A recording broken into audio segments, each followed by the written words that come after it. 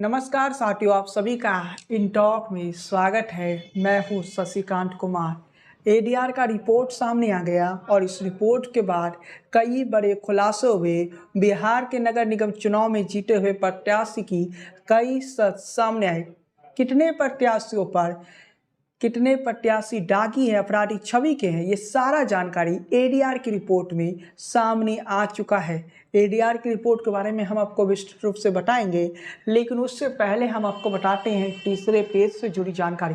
काफ़ी सारे लोग ये जानना चाहते हैं कि तीसरे पेज का चुनाव कब होगा। ये सवाल लगातार मेरे कमेंट में भी आ रहे थे। जब मैं दूसरे विषयों पर वीडियो बना रहा था, लगातार लोग ये कमेंट कर रहे थे कि तीसरे पेज से जुड़ी कोई अपडेट दे। तो चलिए साथियों, सबसे पहले हम आपको जानकारी देते हैं कि तीसरे पेज का चुनाव कब होगा। जो संभावना जताई जा रहा है वो अप्रैल और मई के बीच। तीसरे पेज की जो मतदान है उसके बारे में जो जानकारी आपको देने जा रहे हैं कि बूथ स्तर पर तैयारी लगभग पूरी हो चुकी है। बूथ स्तर पर आप कोई समस्या नहीं है। जो समस्या है वो इलेक्शन कमीशन नए वोटर लिस्टों के नाम का ऐलान करे, यानी इलेक्शन कमीशन नई वोटर लिस्ट जो तैयार कर रहे हैं वो अभी तक तैयार नहीं हुआ है। अगर इलेक्शन कमीशन जल्दी ही नए वोटर लिस्ट को तैयार कर लेता है तो तीसरा पेज की इलेक्शन होने में कोई रुकावटें नहीं आएगा। तीसरा पेज का इलेक्शन हो जाएगा। ये बातें मैं अक्सर इन टॉक पर आपको बताया करता था पिछले साल के वीडियो में कि 2023 में अगर आपको इलेक्शन करवाना है, 1 जनवरी को भी करवाना है, तो आपको नए वोटर लिस्ट के आधार पर करवाना है। अब नए वोटर लिस्ट के में जो नाम जोड़े जा रहे हैं वो नाम जोड़ने में कुछ समय लगेगा। जो संभावना जताई जा रहा है अप्रैल के फर्स्ट या सेकेंड वीक में नए वोटर लिस्ट में जो नए नाम जोड़े जाएंगे उनका लिस्ट आ जाएगा। लेकिन अभी भी ये संभावना जताया जा रहा है कि अप्रैल और मई के बीच तीसरे पेज का इलेक्शन हो जाएगा। तो जो लोग भी इस सवाल को पूछ रहे हैं उन सभी लोगों को मैं कहना चाहता हूं कि ज़्यादा इंतज़ार आपको नहीं करना होगा। अप्रैल और मई का इंतज़ार करिए, आपका इलेक्शन हो जाएगा।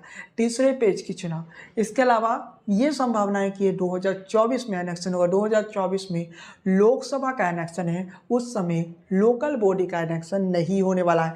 तो चुनाव होगा इसी साल होगा, अप्रैल मई में होगा। ज़्यादा से ज़्यादा देरी होता है तो जून तक इलेक्शन कंप्लीट हो जाएगा। इलेक्शन का प्रोसेस कंप्लीट हो जाएगा तीसरे पेज की। चलिए साथियों, हम आगे बढ़ते हैं। अब अगला विषय पर आते हैं एडीआर की रिपोर्ट। एडीआर की रिपोर्ट जब सामने आई तो उसके बाद हंगामा मच गया। हम लोग हमेशा ये कहते हैं कि जो विधानसभा असेंबली इलेक्शन हो या लोकसभा के जो चुनाव हैं वहाँ से अपराधी छवि, दागी छवि के सांसद विधायक ना चुने। लेकिन कड़वा सच ये है कि बिहार के लोकल बॉडी इलेक्शन में भी दागी छवि के लोग चुनाव भी जीत गए, बड़े आसानी से जीत गए। करोड़पति लोग भी चुनाव जीत गए। यार एक रिसर्च एजेंसी है और एडीआर की इस रिपोर्ट पर आज हम आपको कुछ महत्वपूर्ण जानकारी देने जा रहे हैं। सबसे पहले बता देना चाहते हैं कि एडीआर की रिपोर्ट में सबसे धनी मेयर उषा देवी अग्रवाल है, जो कि कटिहार से हैं। वो इस वक्त बिहार में सबसे अमीर मेयर है। कितनी संपत्ति है इस पर हम आपको आगे बताएंगे। इसके साथ ही आपको ये भी बता दें कि 214 मुख्य पार्षदों में 40 पर आपराधिक केस दर्ज है। यानी चलिए साथियों, अब हम आगे बढ़ते हैं। एडीआर की रिपोर्ट के कुछ विस्तृत जानकारी आपको देते हैं। कोटा के एडीआर की रिपोर्ट में 223 में से 214 मुख्य पार्षद विजेता प्रत्याशियों में कटिहार के मेयर सबसे धनी है। वैसे 9 मुख्य पार्षद उम्मीदवारों का शपथ पत्र स्पष्ट नहीं होने के कारण उनके बारे में जानकारी इस रिपोर्ट में शामिल नहीं किया गया है। कि संपत्ति कितनी है, कितने प्रतिशत मुख्य पार्षद करोड़पति है, ये सब कुछ आपको बताएंगे। रिपोर्ट में कहा गया कि संपत्ति की बात करें तो औसतन संपत्ति 3.10 करोड़ सबसे अधिक संपत्ति कटिहार नगर निगम के मेयर के पास है। मुख्य पार्षदों की बात करें तो 214 में से 57 विजेता प्रत्याशी करोड़पति है। एक तरफ बिहार की स्थिति अगर आप देखिएगा तो बिहार देश का पिछड़ा जिला है।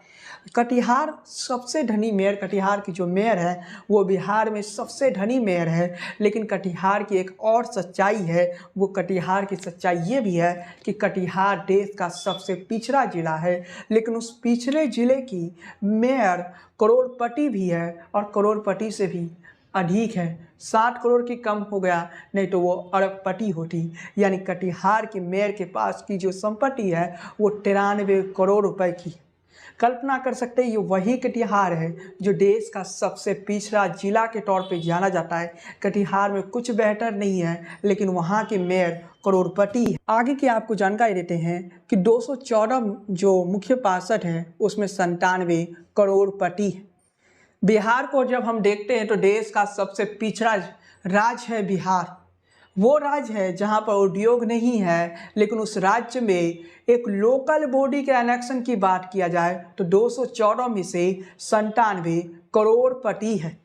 ये बिहार की राजनीति का एक कड़वा सच है और इसे स्वीकार करना पड़ेगा। इसके आगे भी कुछ ऐसे आंकड़े हैं जिसे जानकर आप हैरान हो जाएंगे। गजब की परिस्थिति आज के दौर में, जनता तो गरीब रह जाती है लेकिन ये नेता अमीर होते जाते हैं। और ये नेता सोचिए ना, अभी तो कुछ लोग नए मेयर बने हैं, आने वाले दिनों में जब 5 साल के बाद फिर से चुनाव होंगे तो उनकी संपत्ति कितनी वृद्धि होगी, इसकी कल्पना शायद ही हम लोग कर सकें। लेकिन चलिए साथियों, आगे आपको बताते हैं। आपको ये भी बता दें कि जीते हुए कुल प्रत्याशियों का 45% प्रत्याशी करोड़पति है। ये बिहार के लोकल बॉडी इलेक्शन की सच्चाई है कि 45% प्रत्याशी जो जीते हैं चुनाव वो करोड़पति है। नगर निगम इलेक्शन की बात कर रहे हैं, लोकसभा विधानसभा की नहीं। ये भी कड़वा सच है और इसे हमें स्वीकार करना पड़ेगा। खैर साथियों, आगे बढ़ते हैं। रिपोर्ट के माने तो ये जो एडीआर की रिपोर्ट है, उसी रिपोर्ट को माने तो 40 के खिलाफ केस दर्ज है और कोई छोटा मोटा गुनाह इन लोगों ने नहीं किया। ये 40 जो प्रत्याशी चुनाव जीत गए, जो अपराधी सभी के हैं, ये कोई छोटा गुनाह नहीं किए।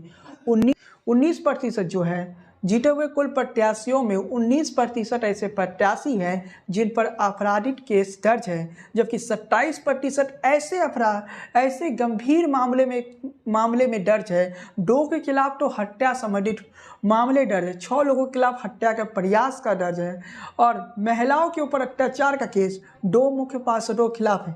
नगर निगम चुनाव में विजेता मुख्य पार्षद उम्मीदवारों की शिक्षा की बात करें, शिक्षा 74 लोगों की जो शिक्षा की स्थिति है वो जानकर आपको हैरानी होगी। 5वीं से 12वीं पास, यानी 74 ऐसे मुख्य पार्षद हैं जिनकी शिक्षा की क्वालिटी, शिक्षा की स्थिति 5वीं से 12वीं क्लास तक की है। यही तो बिहार की राजनीति की दुर्भाग्य है। यहाँ करोड़पति लोग चुनाव जीतते रहते हैं और करोड़पति लोग बड़े बड़े नेता बनते हैं, लेकिन जब शिक्षा की बात आती है तो वो स्तर नीचे की ओर जाता है। 96 विजेता प्रत्याशी ऐसे भी हैं जिनकी जो उम्र है वो 21 से 40 वर्ष के बीच है। तो ये एक सकारात्मक खबर आप इसे देख सकते हैं कि 96 विजेता प्रत्याशी ऐसे हैं जो कि युवा है और कहीं ना कहीं उनके मन में युवा सोच है और वो युवा सोच से इस निगम क्षेत्र में, अपने नगर निगम क्षेत्र में विकास करेंगे। युवाओं को बिहार की जनता ने इस बार विश्वास जताया है। लगभग 96 विजेता प्रत्याशी युवा है, तो ये एक अच्छी खबर है और इस खबर को हम सकारात्मक रूप से देख सकते हैं। रिपोर्ट में बताया गया कि 9 मुख्य पार्षदों का शपथ पत्र स्पष्ट नहीं है, जो कि जानकारी मैंने आपको शुरुआत में दिया था। और आपको ये भी बता देना चाहते हैं कि एडीआर की जो ये रिपोर्ट है ना, ये बहुत छोटा आंकड़ा मैंने आपको जानकारी दिया। एडीआर की रिपोर्ट ये भी कहता है कि इस बार महिलाओं की जो नगर निगम चुनाव में जीत की प्रतिशत रहा है वो 65% रहा है, जबकि पुरुषों की 35% रहा। इसे भी हम एक सकारात्मक खबर के रूप में देखते हैं कि महिला शक्ति को लोकल बॉडी इलेक्शन में आगे बढ़ने का अवसर दिया जा रहा है और इसे आप एक सकारात्मक खबर के तौर पर ले सकते हैं। इसे आप एक सकारात्मक न्यूज के तौर पर ले सकते हैं कि महिला शक्ति को लोकल बॉडी इलेक्शन में ज़्यादा महत्व दिया जा रहा है। जनता महिलाओं पर ज़्यादा यकीन कर रही है। लेकिन इसके साथ हम ये भी कहना चाहते हैं कि इस वक्त अगर देश की सियासत की स्थिति देखें तो पूरे देश में एक ही महिला मुख्यमंत्री है। शायद ये भारत की राजनीति का एक दुर्भाग्य है कि महिला मुख्यमंत्रियों की बात करें तो ममता बनर्जी के अलावा दूसरा कोई महिला मुख्यमंत्री इस देश में नहीं है। लेकिन उम्मीद करते हैं कि आने वाले वक्त में जब ये महिलाएं इतनी लोकल बॉडी इलेक्शन में जीत रही है, हो सकता है इसमें से कई अगले बार विधायक के प्रत्याशी भी होगी और वो अगर विधायक के चुनाव जीतती है तो कहीं ना कहीं महिला शक्ति को एक आगे बढ़ने का मौका बिहार के सियासत में मिलेगा। बिहार की बात करें तो राबड़ी देवी एकमात्र महिला मुख्यमंत्री थी, उसके बाद कोई महिला मुख्यमंत्री बिहार के सियासत में नहीं आई। अपराधी छवि के लोगों से नगर निगम चुनाव नहीं बच पा रहा है तो क्या उम्मीद कर सकते हैं हम लोग कि आने वाला वक्त में देश में जब सांसद का चुनाव होगा, विधायक का चुनाव होगा, तो ऐसे आपराधिक छवि वाले नेताओं से ये देश बच पाएगा, ये देश सुरक्षित हो पाएगा? ये एक बड़ा सवाल बन सकता है। लेकिन लोकल बॉडी इलेक्शन में 214 में से 40 प्रत्याशी आपराधिक छवि के लोग हैं जो चुनाव जीत गए। तो ये बिहार के लिए और ये इस लोकतंत्र के लिए दुर्भाग्य कहिएगा। एक और बात है, कहते हैं नीतीश कुमार कहते हैं शिक्षित बिहार, लेकिन जब हम नगर निगम की स्थिति देखते हैं तो 5वीं से 12वीं पास वाले लगभग 74 लोग चुनाव जीत जाते हैं। 214 में ये आंकड़ा भी एक बड़ा आंकड़ा मुझे लगता है। लेकिन सुकून इस बात को से होती है कि 21 से 40 वर्ष के बीच के 96 विजेता प्रत्याशी जो चुनाव जीत चुके हैं, 96 प्रत्याशी ऐसे हैं जो 21 से 40 वर्ष के हैं। ये एक सुकून वाली बात है। ऐसी बात है, इससे युवा पीढ़ी को आगे बढ़ने का अवसर मिल रहा है। और दूसरी तरफ हम देखें तो महिला शक्ति को भी इस बार बड़ी कामयाबी मिली। 65% महिलाओं ने एडीआर की रिपोर्ट के माने तो नगर निगम चुनाव को जीत लिया है। ये भी एक सकारात्मक खबर है कि जिस प्रकार से बिहार में नीतीश कुमार ने महिला आरक्षण लोकल बॉडी इलेक्शन में 50% किया था, उसका लाभ, उसका बेनिफिट अब दिख रहा है। 50% महिला आरक्षण नीतीश कुमार ने दिया, लेकिन महिलाओं की जीतने की संख्या 65% है। ये कहीं ना कहीं एक सकारात्मक खबर है और कहीं ना कहीं बिहार वो राज्य बन गया जहां लोकल बॉडी इलेक्शन में सबसे अधिक महिलाएं ही चुनाव जीती हैं। एडीआर की रिपोर्ट कई मायने में चौंकाने वाला है, तो कई मायने में एडीआर की रिपोर्ट सकारात्मक। महिला शक्ति इस वक्त भारी रही बिहार के सियासत में। हो सकता है इसमें से कई महिला ऐसी होंगी जो 2025 में, 24 में लोकसभा या 2025 में विधानसभा चुनाव के प्रत्याशी होगी। तो ये भी एक सकारात्मक खबर मिल रही है कि लोकल बॉडी इलेक्शन से कई ऐसे प्रत्याशी तैयार होंगे जो आने वाला वक्त में बिहार के सियासत पे कहीं ना कहीं महत्वपूर्ण भूमिका निभाएंगे। लेकिन उससे पहले इन सभी जो 214 प्रत्याशी, 223 टोटल प्रत्याशी है, 9 प्रत्याशियों के बारे में शपथ पत्र में विस्तृत रूप से जानकारी नहीं था, इस कारण से उनके बारे में कोई जानकारी नहीं मिली। तो बिहार के लोकल बॉडी इलेक्शन के एडीआर की ये रिपोर्ट थी और इस रिपोर्ट ने बहुत कुछ खुलासा कर दिया। इस रिपोर्ट के बाद कई लोग शायद ये भी कहेंगे कि ये जानकारी गलत हो सकती है, लेकिन एडीआर ने ये साफ कर दिया कि ये सभी आंकड़े सही और ये आंकड़े इलेक्शन कमीशन ऑफ बिहार के वेबसाइट से लिया गया। तो आप कह सकते हैं कि ये आंकड़ा विश्वसनीय आंकड़ा, आप इसे कह सकते हैं।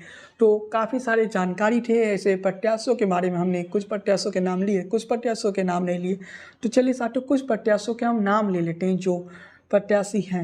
मुख्य प्रत्याशियों की बात करें तो पहले नंबर पर उषा देवी अग्रवाल हैं, जिनकी कुल संपत्ति 93 करोड़ है। वहीं दूसरे नंबर पर मुजफ्फरपुर के सराय नगर पंचायत के मुख्य पार्षद कुमारी अर्चना है, इनके पास 41 करोड़ की संपत्ति है। वहीं बेटिया नगर निगम के मुख्य पार्षद गरिमा देवी के पास 40 करोड़ की संपत्ति है। ये टॉप 3 है। इसके अलावा और भी एडीआर की रिपोर्ट में काफ़ी सारे खुलासे, अगर आपको एडीआर की रिपोर्ट और एडीआर की वेबसाइट पर आप जाके एडीआर की रिपोर्ट देख सकते हैं। सारा विस्तृत डाटा आपको वहां से मिल जाएगा। खैर, आज के इस वीडियो विश्लेषण में बस इतना ही। वीडियो पसंद आई हो तो लाइक कीजिए, शेयर कीजिए। आपको क्या लगता है अपनी टिप्पणी कमेंट बॉक्स में दीजिए। चैनल पर पहली बार आए तो हमारे चैनल को सब्सक्राइब कीजिए। पहली बार वीडियो देख रहे हैं तो हमारे पेज को फॉलो कीजिए, लाइक कीजिए। बने रहिए इन टॉक के साथ। जय हिंद, वंदे मातरम।